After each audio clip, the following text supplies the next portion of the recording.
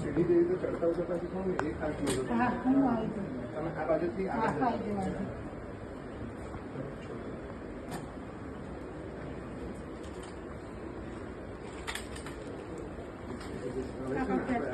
આપણે વાળવાનું નથી એટલે એક વખત વહેલા જશે, પણ એના પહેલા શું આ હાથ છે ને તારો એક થોડો બીજી સપોર્ટમાં રાખશે, આવી આમ નહીં પકડો, આમ પકડો, ઓકે?